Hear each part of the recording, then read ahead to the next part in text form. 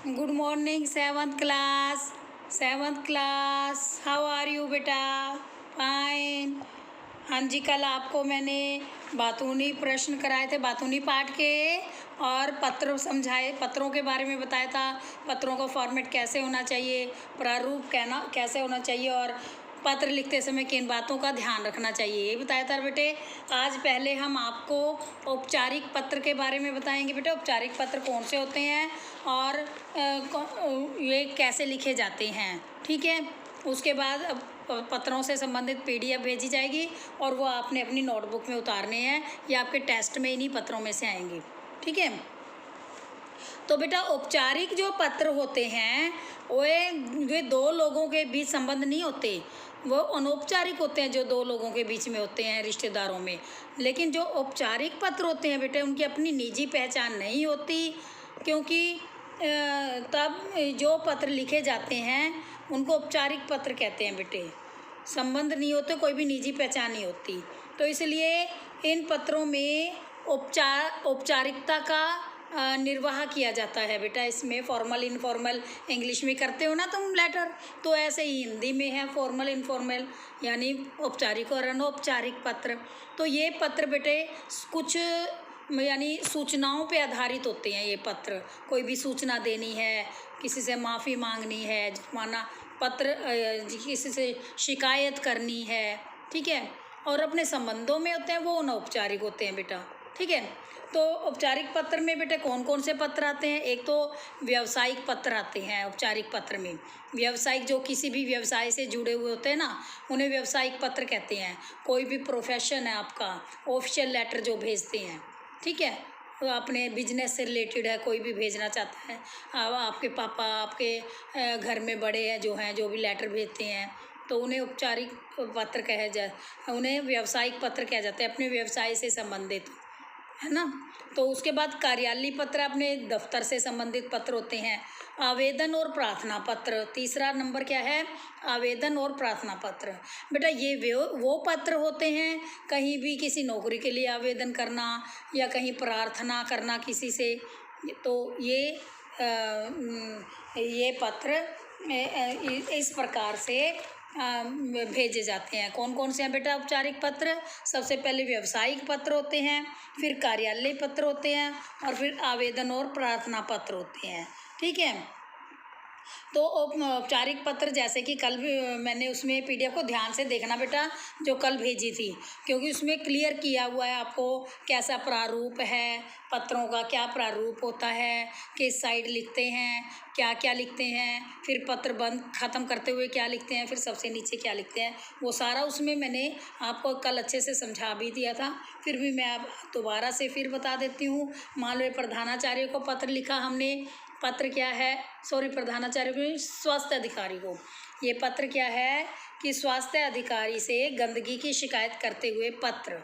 अब ये देखिए, ये आपका कार्यालय, ये व्यावसायिक पत्र है। जैसे कि ऊपर सबसे ऊपर क्या लिखोगे? सेवा में लिखा हुआ है। फिर किसको लिखना है? क्वेश्चन में पढ़ो, पहले क्वेश्चन में क्या लिखा हुआ है बेटा? क्वेश्चन में लिखा हुआ है स्वास्थ्य अधिकारी को गंदगी की शिकायत करते हुए, तो स्वास्थ्य अधिकारी लिखोगे ना फिर नीचे, ठीक है।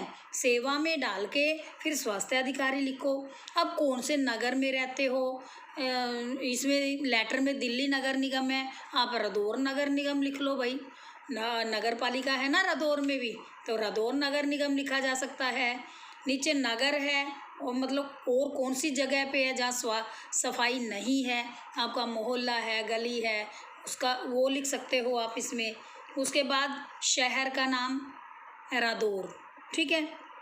सेवा में स्वास्थ्य अधिकारी रादौर नगर निगम, ठीक है। गुरुद्वारा गली रादौर, या कोई भी आप कुछ भी लिख सकते हो, अपना एड्रेस लिखना है आपने, मतलब कहीं भी, मतलब यहाँ पे ये जहाँ पर ये ऑफिस है वहाँ का सारा एड्रेस बेटा। उसके बाद फिर दिनांक, फिर विषय लिखना है बेटा कि कहाँ पर है ये, अपना नगर लिख के उस नगर का विषय यानी उस नगर में कौन सी समस्या है। सफाई अधिकारी को कहते तो गंदगी की समस्या होगी ना, तो फिर आप वहाँ विषय में लिखोगे कि फलाने नगर में गंदगी की समस्या हो। तो इसमें किदवई नगर दिया हुआ है, तो मान लो किदवई नगर में गंदगी की समस्या। उसके बाद संबोधन यूज करोगे, महोदय महोदया जो भी है, पुल्लिंग के लिए महोदय होता है। फिर उसके बाद आपको अपना ध्यान दिलाने के लिए कि इस पत्र के माध्यम से मैं आपका ध्यान इस नगर में फैली गंदगी की ओर दिलाना चाहता हूँ।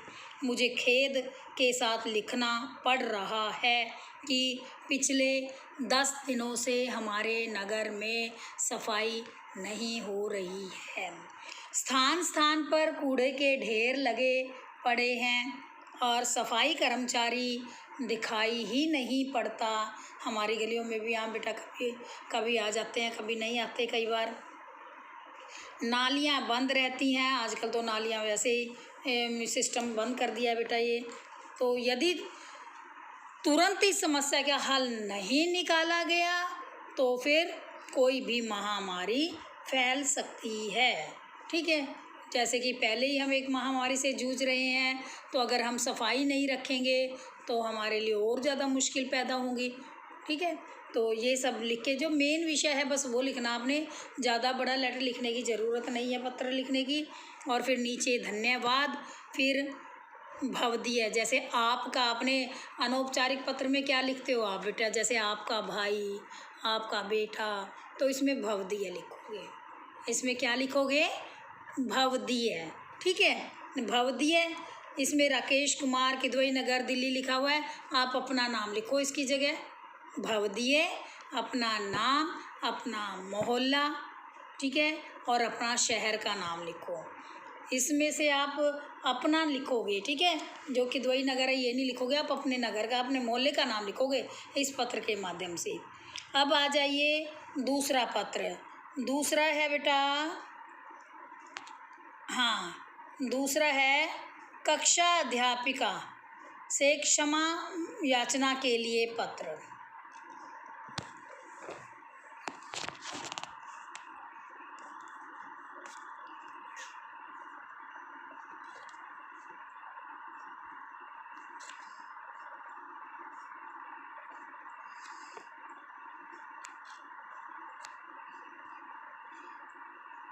हाँ जी, दूसरा है कक्षा अध्यापिका के लिए क्षमा याचना पत्र। अब इसमें क्या लिखा है बच्चों? इसमें लिखा है सेवा में। ये क्योंकि अपनी अध्यापिका को लिख रहे हैं, अपने स्कूल से रिलेटेड है ये पत्र, तो आप लिखोगे ऊपर सेवा में कक्षा अध्यापिका। अपनी क्लास इंचार्ज को कक्षा अध्यापिका कहते हैं। ठीक है, फिर उसके बाद इसमें आर्मी स्कूल लिखा हुआ है, आप अपना डीएवी स्कूल लिखो।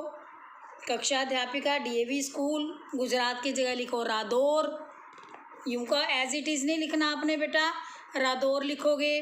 फिर आगे दिनांक डालो, जिस दिन आप लिखते हो उसी दिन की आप डेट डालोगे। ठीक है, फिर उसके बाद विषय क्या था बेटा, किसके संदर्भ में कहा गया है? ये कहा गया है कक्षा अध्यापिका से क्षमा मांगने के लिए पत्र। ठीक है, उसके बाद कक्षा अध्यापिका, इस बात का ध्यान रखें। देखो बेटा, ऊपर लिखा हुआ है इसमें कक्षा अध्यापिका यानी स्त्रीलिंग है, तो नीचे भी आपने स्त्रीलिंग महोदया लिखना है, महोदय नहीं लिखोगे।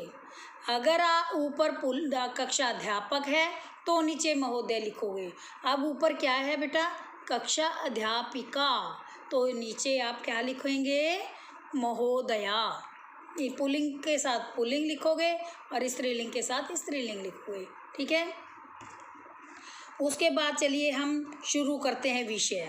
सविनय निवेदन। अब किसी से कुछ माफ़ी मांगोगे तो प्रार्थना विनय पूर्वक ही करोगे ना, ठीक है ना, झटके से थोड़ी करोगे।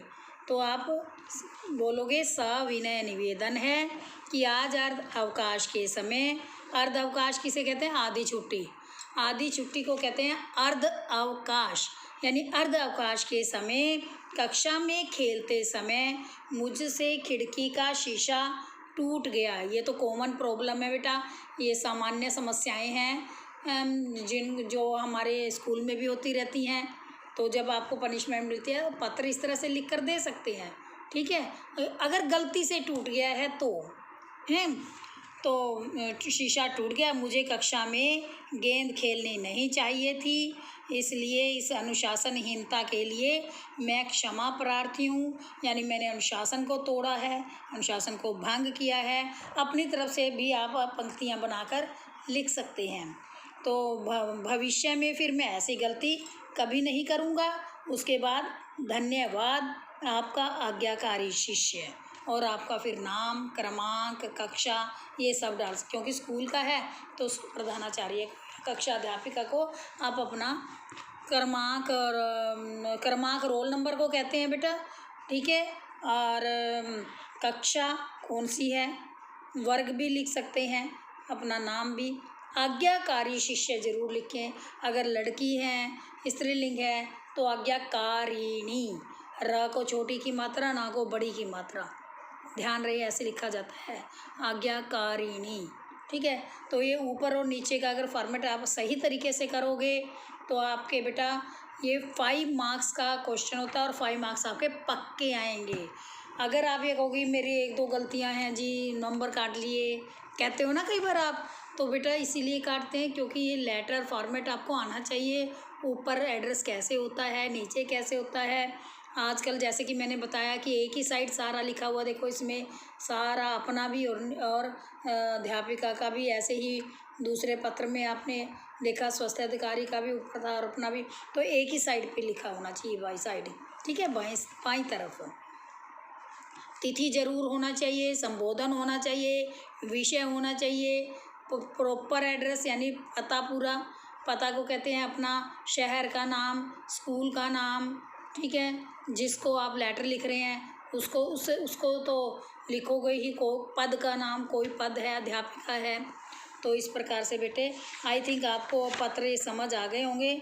आपको अभी ये 2 पत्र मैं भेज रही हूँ, ये आप लिखेंगे बेटा, अपनी कॉपी पे साफ साफ उतार कर करना है, ठीक है। उसके बाद कल मैं अनुच्छेद भेजूंगी आपको, अनुच्छेद लिखेंगे, और ये जो पहला टेस्ट होगा आपका उसमें ये दोनों पत्र और अनुच्छेद आपको दिए जाएंगे।